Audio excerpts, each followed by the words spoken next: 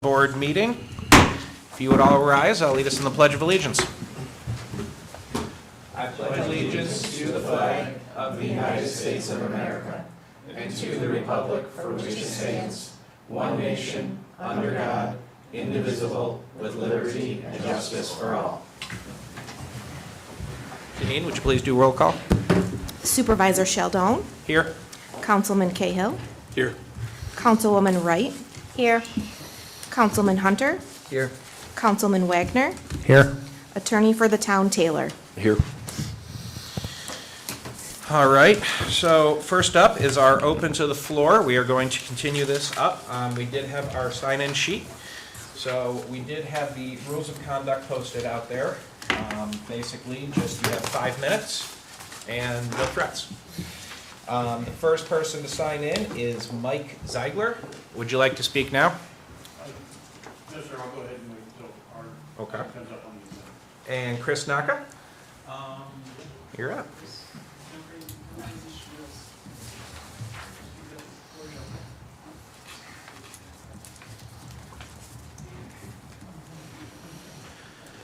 Chris Naka, 1065 Shoecraft Road. It's a pleasure to be standing in front of a few new board members. It's nice to see you. It's nice to see everybody laughing and seeming like they're getting along. That's always good to, the people making the decisions can get along. My topic, it was pedestrians. I heard about the accident that had happened on 104. I'm kind of more using it as a launching point to talk about pedestrians in general because I heard that he might have been exiting a vehicle and been hit, and he wasn't somebody walking down 104 specifically. And because I don't know the exact details of it, I'll try to keep that specific example out of it. But along the lines of pedestrians in this town, especially in the colder months, over the last 25 years of living in this town, you would go from the one person walking in the cold and you'd be thinking, where is that maniac going, to you see a lot more people walking, and there really isn't adequate sidewalks in this town, and people, if they're not making enough, I said I wouldn't bring this specific thing into, anyways, if people aren't making enough to the point they're walking down 104 and they don't have transportation, they can't afford transportation, it really speaks to the job opportunities that are in this town and the cost of living in this town not matching. And especially if you go down towards Bay Road, where a lot of the apartment buildings are starting to stack up, you see a lot of people walking over there as well, and there is no sidewalks, and people are getting hit in the wintertime over there.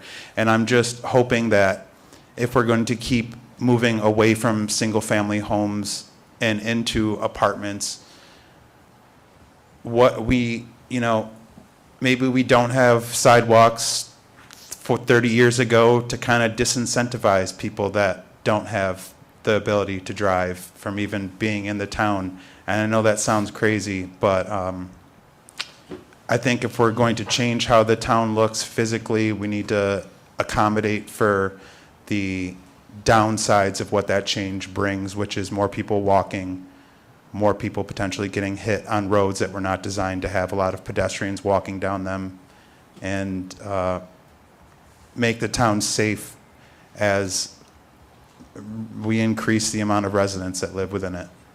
Thank you. Thank you. Thank you very much. I did forget to mention that you can address the board. We do not have to answer any questions, but if you do have a question, we have your emails, we can get your emails, and we will get an answer to you.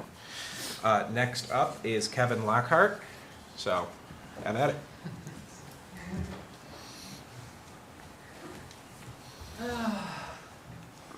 Hi, how are you? This town is shafting the residents. I'm really tired of it. You're treating these stakeholders in this room as if they don't matter at all. You're leveling the trees. You're clearing out the 1.5 acreage next to the town hall. You're denying my FOIL requests that I have legal statutory standing to demand that you give to me for the public records being generated, in this case by the police. You need to be giving me the public records that I'm requesting. Please, seriously, can you just calm Monica, I appreciate it, but it is his time to speak. I'll stand back, okay? And so you folks are shafting these people. I have earplugs in my pocket. Do you want to use them for 5 minutes? I actually do have earplugs. Do you want them? No. Okay. So this town is absolutely out of line. You are treating these people as if they're not stakeholders. You completely you bastardized, for lack of a better term, the stakeholder selection process. Kyle Taylor, the town attorney, told me today in an email, he emailed me in black and white text saying, this town selected the comprehensive plan steering committee fully according to the law. And I sent him back an email that proved evidence of the contrary. Tom, the previous town supervisor, selected the town committee. And that's illegal. You can't do that. And then you retroactively tried to legalize it through a town board resolution that I personally came and insisted that you pass a resolution on. And you tried to retroactively legalize it. We are the real stakeholders. We are the real party of interest here in this town. We pay the taxes. We're the constituents. We vote. We pay the property tax. We pay taxes, yada, yada, yada, et cetera, et cetera, et cetera. And what this town is doing to shaft us so that we can't have any role at all in the future of Webster is dastardly. And the town I see what you folks are doing, and it's very bad. It happened under a Republican town board, and tonight you're voting on a few things that I think are downright offensive. The diminution of the 20 acres into the village of Webster. I live in the village of Webster. I'm a resident of the village of Webster. And you folks are you guys are talking about expanding the land, the property line in the village of Webster. That's going to dilute my vote. I don't want my vote diluted, especially when you folks have absolutely no respect for these stakeholders that are here. There's only 13 people that the town recognizes as stakeholders in the future of Webster, and it's the comprehensive plan. And I'm legitimately, genuinely upset that you folks captured our town comprehensive plan, cut us all out of it, and decided you're going to rewrite the future of Webster without any of us. Without any of us having a role, not being allowed to apply to the steering committee. You violated town law 272 by allowing Tom to select the steering committee. It's not allowed. Town law does not allow anybody to just go and select and invite their friends onto a steering committee so that you in the town can have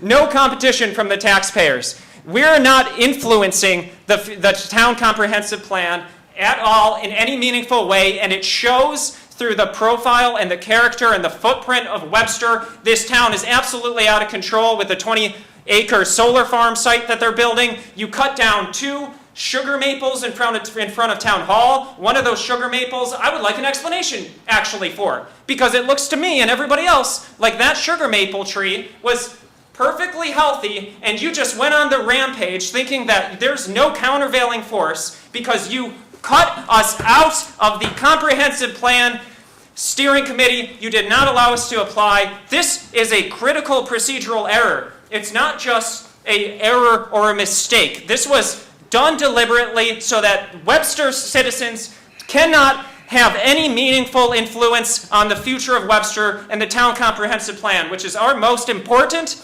document that we have in this town. It decides the future of Webster, the zoning, the land use, the character of our town, and you're changing our town irreversibly, affecting people's lives, exploiting our labor, exploiting us so that we pay you the continuous tax budget every year, continually into the future, and yet you're going to go and knock down all the trees to make new roads, which is really upsetting people, and then you're going to go and you're going to... 5 minutes. Unfortunately, we have to cut you off. I'm taking the 30 seconds that the We nice lady cannot interrupted transfer it. me I for. am sorry, Kevin. You will have to sit down. We heard your time. No.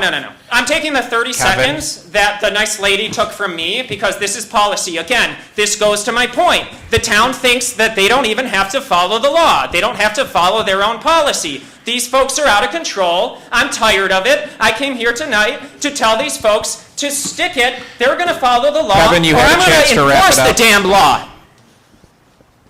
Thank you. Okay. Now, is anybody else willing to speak? Monica Gorlick, please step up.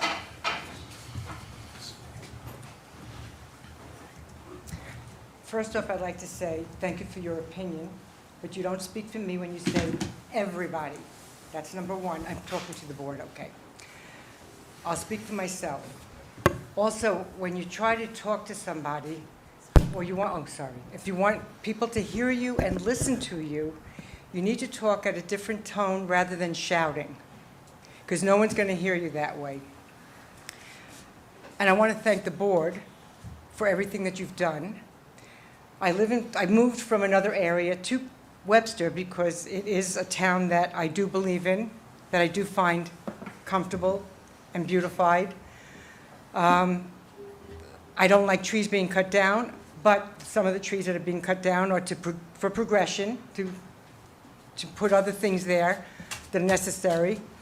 But mainly, please, if you're going to come up here, talk at a normal voice.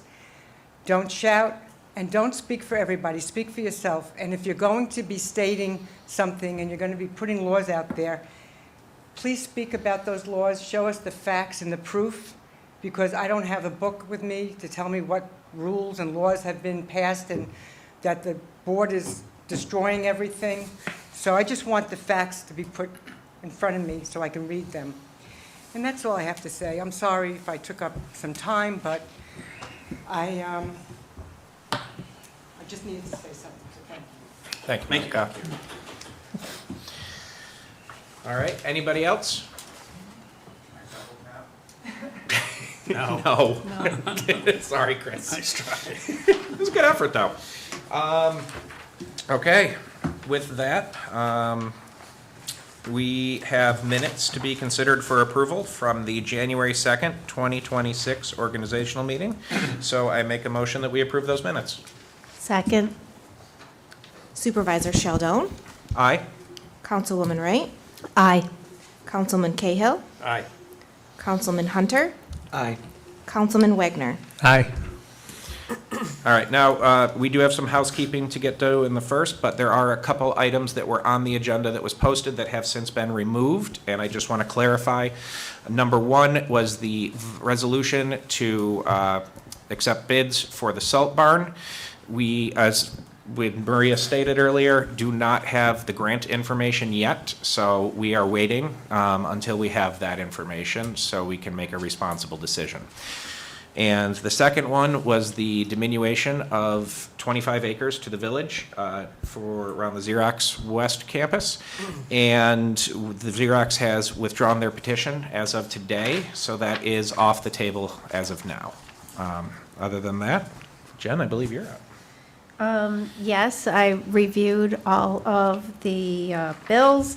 Everything is in order, and I move to approve those bills as submitted by the Director of Finance. Second. Councilwoman Wright. Aye. Councilman Cahill. Aye. Supervisor Sheldon. Aye. Councilman Hunter. Aye. Councilman Wagner. Aye. I make a motion that we approve the prepaid warrant as submitted by the Director of Finance. Second. Supervisor Sheldon. Aye. Councilman Hunter. Aye. Councilman Cahill. Aye. Councilwoman Wright. Aye. Councilman Wagner. Aye. Up next, I would like to make a motion to consider to approve purchase orders as submitted by the Director of Finance. Second. Supervisor Sheldon. Aye. Councilman Cahill. Aye. Councilwoman Wright. Aye. Councilman Hunter. Aye. Councilman Wagner. Aye. All right, this next one is a resolution to approve the renewal of the mobile home park permit for Sunset Valley Manufactured Home Community for the calendar year 2026. Everything has been inspected by our town building inspector. Everything is up to code. The fire marshal is okayed with it, so I make a motion that we approve the renewal for the permit. Second. Supervisor Sheldon. Aye. Councilwoman Wright. Aye. Councilman Cahill. Aye. Councilman Hunter. Aye. Councilman Wagner. Aye. That's a very nice neighborhood back there. It is.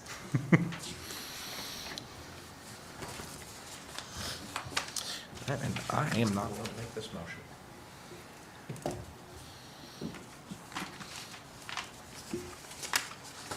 Is there a little bit of background to this motion? I mean, Sorry, there it is seems a. pretty there- straightforward, It is but pretty straightforward. There's an IMA in funding with Monroe County for stopping DWI and other high visibility programs that we do each year.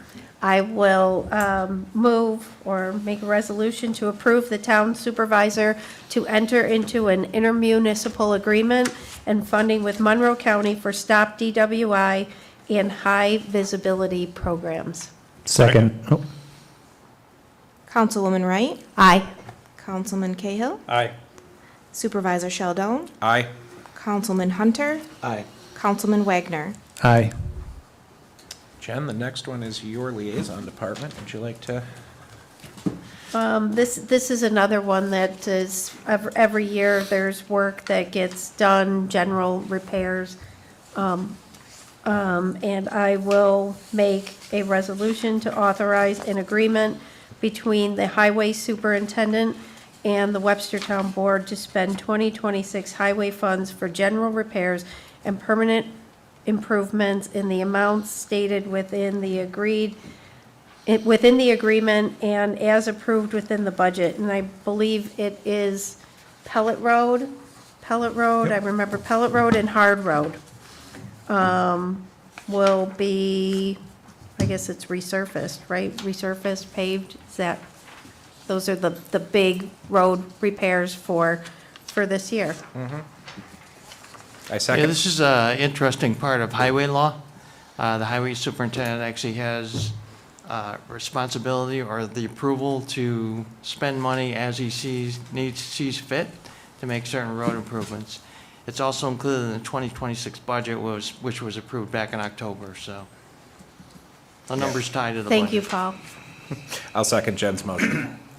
Councilwoman Wright, Aye. Supervisor Sheldon, Aye.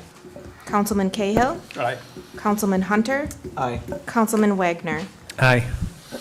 All right, next one is one of the big ones. For those of you who are not aware or have seen the several presentations, when we updated our wastewater treatment plant and added the anaerobic digester, we have a whole bunch of natural gas that is released, and we've been looking into capturing that renewable natural gas process to sell back and, find a new revenue source. But, we started the engineering, so the next one is going to be basically to finish the engineering. We're voting if we want to keep spending money to finish the engineering before spending the money on the actual. And John, it is your department. Would you like to make the motion? I can't. Okay. I make a motion to authorize renewable natural gas engineering and design costs to come from current 85 million contract owner allowance contingency and have said engineering and design start immediately. Second. Supervisor Sheldon, Wait, No. We're gonna have some discussion, no? no, we can have discussion. Okay. Because, and I want to thank Rick, Paul, Garrett, everybody. I spent a lot of time on this topic, and I know that it comes with projected income, it comes with projected tax abatement or tax credits. And if the stars align, it's going to be good. My contention, which I have spoken to everybody on the board, is we're carrying currently $120 million in debt. We have a Vosburg Station project estimated at $6.1 million, the salt barn at $5.8 million, and I don't even know what the cost of Shipbuilders Creek is going to be. My point is, we are heavily, heavily in debt right now, and while it's not guaranteed that these credits and this revenue are going to come through, I can't even go, I'm not in favor, I'm going to vote no because of the debt load in the upcoming projects that we have. I can't do it. And I know I've explained it to everybody, and I appreciate your respect of my position, and I respect your positions too. So, I think that's a reasonable place to be, John, honestly. I'll say, if it's okay, I'll add just a couple of points Sure. from my perspective. Because, Yep. you know, there is going to be some inherent disagreement in this No, and process. I've heard that, and I respect your guys' position. Because you're absolutely right, this town does have a fair amount of debt. Now, on the flip side, towns like businesses often do need some semblance of debt in order to maintain a revenue stream. So what we're talking about is a fair amount of risk right now, and with the Bossburg, with the Salt Barn, with Shipbuilders Creek, we don't get any return on that. Now, this is one where we have an opportunity for long-term revenue streams based on basically the way that we have methodically rebuilt the sewer system, which is a beautiful thing and a beautiful potential. So just want everybody to be aware and consider the fact that we have very few revenue streams as a town and as a municipal government, aside from taxes. So we should take advantage of opportunities like this to help long-term ability. Because really, that's what we're talking about, is the long-term revenue stream that's going to come from a project like this. No, I completely understand where you're coming from. I respect that position. My contention is it's not guaranteed revenue. Now, It's not guaranteed tax credits. And we can agree to disagree, that's great. That's totally fair. That's why there's, 5 people on the board. And not everybody has to vote the same way. We're all gonna have different positions on topics at some point. The most important thing with respect to the board is that we do it after we have done our due diligence. And believe me, everybody on this board has done their due diligence with respect to this project. And we have our conversations amongst each other and with the experts respectfully. And that's key to me right here. For sure. Yeah, and I will say that, this has been a hot topic from the previous board, and I know Garrett, Nick, and I came into this one, and did a lot of research. Garrett specifically really went above and beyond in all of the work And he did. thank you for that, Garrett. Looking into this, and this is not a decision, these votes are not made lightly. John did so much work on this, and we worked very hard. This is not a quick decision. We're not rushing things through, so I just want everyone to be aware that we are thinking, and that's why I actually enjoy having a split board right now, is we're gonna have very different opinions, and we might see things that we might not normally see from our own point of view. That's a good point that you made, and that's why it's good that I can't even tell how many conversations I've had with Garrett. We've met with the sewage treatment plant, had conversations with them, we've had conversations with Paul. I mean, we have done our due diligence on this issue. And we've talked to Navitas a couple times as Yeah. well to make sure our questions are answered. I think, John, it's important, we're really trying to do the best we can to make as informed decisions as we can Right. before we do this. So with that, John, are there other variables that you'd feel more comfortable if we addressed first? I mean, we have a little bit of wiggle room, not a lot. Not at this time, no. Okay. And also consideration that this is a tiered process. We're not voting to approve of moving forward with the whole totality of the project. Right. We're moving into the next stage of engineering, which is just upwards of 450,000, I think, for that.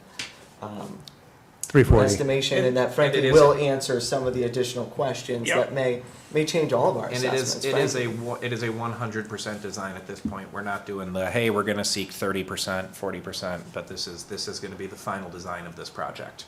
Right. And I the just money think is it would be- coming out of the contingency, so that money is already inside of the budget for the Well, wastewater to treatment. clarify that, Paul, is it coming out of the contingency or out of unspent money? Allowance. The 340 we're gonna spend, where does that, because it gets a little nuanced. Yeah, we have contingency, which there's about $1 million, and we have owner's savings, which I think is about 430,000 currently. So where's that money coming This would cost from, do you know? 348,000. Is it part of the bond, or is it coming out of the contingency or the allowance? Or the owner's savings. It would be coming out of owner's savings. Okay, Yeah, because it's our choice. It's not an unexpected item. gotcha. But it's, I'm just curious, Rick, I don't think you got to speak on this, and this is for your department. And Paul, from a finance perspective and risk, I'd be interested in your perspectives as well as part of this decision. All right, well, I think I've spoken to most of you on this, and I think you know my opinion on it. I think being stewards of the sewer department, we want to bring things that we feel will benefit not only the plant, but obviously, the community in the environment. We're in the environment business, and we're burning off gas constantly, and that'll be for the ever of this plant now because of the gas we're producing. So there is a monetary value to that gas. And I actually want to piggyback off of Nick's point is, and go back to when we decided to do this project phase, the big project. There was asset renewal. It's the cost of doing business. We have to keep our infrastructure upgraded, and it hadn't been for a while. So we were looking at that, but we looked at the piece of the pie that would also be not asset renewal, but resource recovery. And that helped pay for, actually, it raised the cost of the project, but it actually brought back in revenue. And that's what this type of project does. It will not only, there'll be cost to it, but there'll be revenue that will continue to come in. And this previous board voted to have Witham come in, which is one of the utmost experts in this tax field. CPA firm. Said that this is good for another 10 years, this specific tax credit.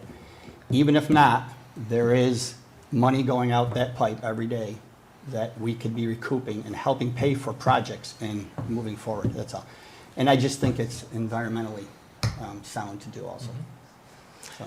Yeah, based on the Witham CPA report, I'm confident that the IRS credits will come through. In addition to the sale of pipeline quality natural gas, the net revenue from that will be about $450,000 a year. So I'm confident in the numbers. One last point I'd like to make is in regards to what this project does is, or this tax credit it gives towards the current project, but also because we already built stuff and it's a continuous project that we can get credit for stuff that we've already built as long as it stays continuous in this project. And there's a value to that. We're getting money back for stuff we already spent. That's correct. And it's very conservative what they said already. I'm sorry to cut you off. That No, that's fine. the further step will actually get really definitive. There might be equipment that we didn't think about yet that could be included in this, and that increases the credit coming back. Correct. They were conservative in their initial estimate. They identified eligible equipment of between $26 and $33 million. The tax credit is 30% of that amount. It's discounted by 15% because it's being paid for through municipal financing. But, I mean, they're coming up with a large base of eligibility, and she did say that she thought it was conservative because it was based on safe harbor, so. So for that, and I did have a lengthy conversation with Councilman Cahill, and I do understand his concern of the debt load. This is a very unique opportunity to have, to be able to move forward with a project that may cost $9 to $12 million, but actually only have to pay a fraction of that. It could end up being a $2 or $3 million project net of the tax credit. And there's definitely concern about the tax credit not coming through or the revenue coming in at a different level, but there will always be that revenue stream. It may be a little higher, it may be a little lower, but that revenue stream will be there. And the tax credit, we paid an accounting firm to do that analysis for us. So when they come back and say there's a very high probability, and I don't know that they put numbers to it or not, I can't remember if they said like 95% or even beyond that, that there is a high confidence in receiving that tax credit. It just seems like it would be a missed opportunity to not move forward. And one final point, just to close the loop on everything. Rick mentioned the timing. We talked about time frame. Just remember, everybody, while there's a lot going on, you might say, why are we even doing this now? In order to get the tax credit, it has to be a continuous construction, so it's got to get started by this summer. So if we don't start the engineering by the end of this month, it won't get done in time, and we lose the tax credits totally. So It was April, wasn't it? Rick, What's that? we have to have this done by April, correct? A No, our decision? No, it's project started by- endpoint is July. We need to get the engineering, because then you Gotcha. got to start, but once the bids go out, we can get Right. going. They would just need to start construction before. So July. due to that, this project can't wait 6 months, 8 months, 2 years. We have to decide today, or not today, but by the end of this month to do it or not. Hence the timing why, despite all those other things, John, you raised a good point. we got a lot of other projects. Why is this one now? Because that outside Right. criteria of the time frame. All right, before we vote, does anybody else have anything they'd like to bring to their attention? I'll make sure everyone Now, this gets is just heard. one case where, 6 months down the road, I hope I'm wrong. But given the current debt load that we're carrying, I can't with a good conscience do it. I just can't. But I Yeah, respect everybody's input. Thank you. I respect that, John. That's a tough call to make. Yeah. So then I will officially make a resolution to authorize renewable natural gas engineering design costs to come from the current 85 million contract owner allowance contingency to have said engineering and design start immediately. Second. Supervisor Sheldon, Aye. Councilman Hunter, Aye. Councilman Cahill, Nay. Councilwoman Wright, Aye. Councilman Wagner. Can I ask a clarifying question quick? Sorry. This says from the allowance contingency, but Paul, you were saying it was from the unspent piece? So The owner allowance, not the yeah. contingency. just to clarify where it's coming from, because this is, Yeah, it's not contingency, it's owner's allowance, Right. which is owner's savings. That'd be amendment So to we the can motion scratch the word to contingency. clarify that's from the owner's allowance. All right, so I make an amendment for it's the owner's allowance. Okay. Yeah, so we amend. Thank you. The owner allowance, so. Do we need to revote? I would take the roll call again based off the amendment to the motion. Okay. Supervisor Sheldon, Aye.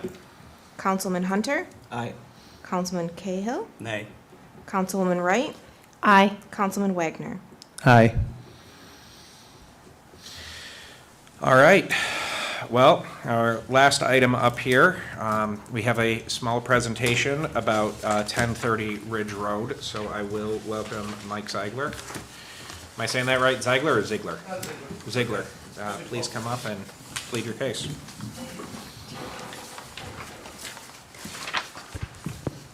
Thank you very much. I appreciate your time and being able to speak with you tonight. This is my first venture before you guys, so thanks for everything that happened before us at the meeting today. I wanted to thank Mr. Artuso and his help in getting us together on this plan. We've been working for the last couple of months just on trying to come up with a solution to this property that's owned next door to the town's property.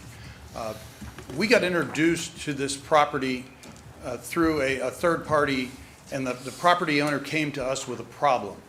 We've done work in other areas of the state of New York and elsewhere up and down the East Coast, where we try and come in and work in concert with governmental entities and coming up with solutions for problem properties. They heard about us and our work that we did with the village of Fredonia, where they had a long vacant building that we came in and refaced the building. It had been generating no tax revenue, so to speak, for the village. We came in, refaced the building, brought in all new tenants. We filled about 27,000 square feet with retail. We had construction jobs. The total of that project was probably close to $3 million with construction jobs that were generated in the community. We then obviously opened up a number of stores. We opened up an O'Reilly's Auto Parts, a Firehouse Subs, Supercuts. We brought a lot of jobs to that center, which had not really been producing any revenue for the community. The owner of the property next door came to us and said that obviously they had come before this town board on 2 separate occasions recently and been rejected for the use of that property. It is a non-conforming piece of property. It is really too small for the zoning that's been assigned to it. They had a use which was a McDonald's. They had a use that was a auto repair facility. And I can completely understand why those uses were rejected. You've got a beautiful park next door, great ball fields, you've got a great development here. If I'm enjoying my time, if I'm watching my kids play baseball, the last thing I want to hear over and over again is, would you like fries with that? Would you like fries with that? Would you like fries with that? So I can understand that. McDonald's generate a lot of traffic, a lot of trash, a lot of noise.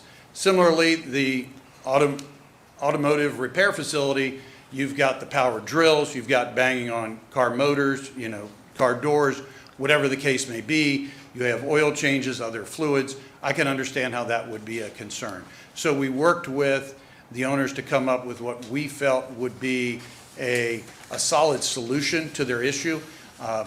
They do not feel that they have the ability to just donate the property to the city. It sounds like from what I'm hearing, certainly the city doesn't want to go about buying the property from the owners. So we wanted to try and work on something that could be a win-win. And that was the proposal that we gave you guys for a 7,200 square foot retail building. We do have a tenant who is very interested in the building that we felt was the least intrusive use.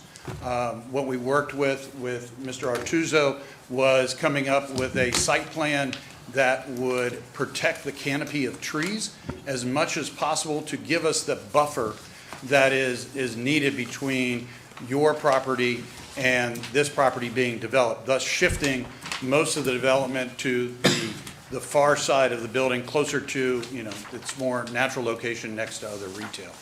What we'd like to do, what we'd like for you guys to do tonight is just to approve us to keep working with staff on a site plan review, which would include coming up with a landscaping plan that could further provide more of a buffer between those properties, but allow us to move forward with the development, generate some jobs and some tax revenue, both on the construction side and then also on the ongoing retail job side. So I'll open it up to any questions that you guys might have. Yeah, you mentioned previously that you've been doing this with vacant buildings, but there's no vacant building here. This appears to be a massive clear cut to an area that people very much enjoy. Sure. I mean, obviously, the current property only has the ability to cut some of it. What we're trying to do here is minimize the clear cut to provide you with a canopy that would provide you with some coverage during the summer months, of course, to protect you from building, and also, again, to work with you guys and your plans for additional landscaping to further protect it. But we would not be clear cutting an acre and a half. There are going to be limits of disturbance. We're not going to go, as the plans that I gave you, there's about 75 feet of the rear of the property that we would not touch. There's about 30 feet from the side that borders the town's property that we wouldn't touch. And then there's additional landscaping that we would do in addition to that in planting more trees, et cetera, to provide more coverage. Now, we also, our town code states that, this should be conceptually sound and that it meets a community need. I don't see a need for an auto parts store when we have AutoZone, Advanced Auto Parts, and a litany of dealerships and oil change places nearby. Where did you come up with that type of business? Well, it's zoned for retail, so I would then reverse the question and say, what type of retail do you feel there is a community need for? I mean, I don't know, but it's not I'm not trying to develop this property, so that wouldn't be my burden to bear. Well, I understand, but if it's zoned retail and you're saying there's no retail for which you find a community need, then you've effectively zoned the property. I don't think he's saying that. That's not what he's saying. He's saying that there's an auto parts store right in the village, there's an auto parts store right down the road. I think that's the point he's trying to make. 7 to 9 quick oil change places. It is not his responsibility to express what type of retail is appropriate for this area. You're presenting to us an idea for an auto parts store. His position is it's not really appropriate, and it's I take the same position as he does, and you will be removing quite a few trees down there. Oh, there's no two ways about it. Absolutely, but the owner has the right to remove trees as well, which they could do. And again, they came to us to try. He sure does, and we have the right to do, make a decision based upon the plans submitted. Sure. Of whether to move this forward or not also. But there's also the safety concern of Ridge Road. That area, especially next to Town Hall, is Holy so smokes. congested at all times. And that is a steep incline with a very short driveway. Like, that is just asking for somebody to get hurt. That was going to be my concern as well. I was on the planning board years ago when Mavis Tire came in. I think it was Mavis Tire at the time. And even at that point, the board agreed it would be better to find, the planning board agreed it would be better to find a different place because of that incline. And then the next piece of this is the town is working on the comprehensive plan, and you mentioned that this is a non-conforming parcel, and that can be addressed or resolved as part of the comprehensive plan. It would be a little dangerous, I would think, coming out with the incline that would be required to get in and out of that property onto Ridge Road. So for those two reasons, I think we should wait for the comprehensive plan to see what other potential opportunities there can be. And if your firm is good at finding resolutions for problem properties, maybe just find a different resolution for this one. Okay. Anybody else?